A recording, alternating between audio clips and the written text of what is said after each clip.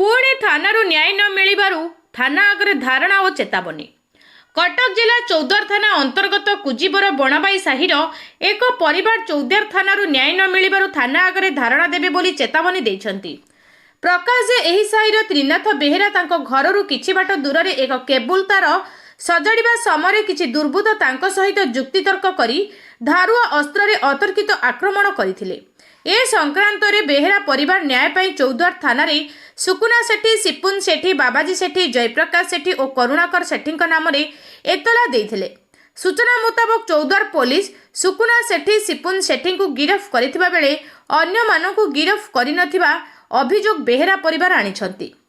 एथि सहित त्रिनाथ आक्रमण रे अधिक गुरुतर हेबारु तांको अश्विनी मेडिकल चिकित्सित हेउछंती बोली तांको परिवार लोक गणमाध्यम रे प्रकाश करिछंती।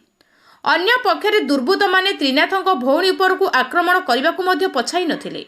ए संक्रांत रे जदि थिबारु न्याय न मिले तेबे सेमाने उपरिस्थ पुलिस प्रशासन निकट रे गुहारी जणाइबा सहित थाना आगरे धारणा देबे बोली मत प्रकाश करिसंती। नामे थाना जाऊ थाना वाला को किछि बुद्धि बादी निर्भीक से खाली आउतंती देखे देखि ए कर दोंदी ए ताको सपोर्ट रे अछंती हम सपोर्ट रे के नादी हमें कोन करिबी कोहदु हमें कोन करबारबु कोहदु से जे हम जो या को हम न्याय फियंदु जो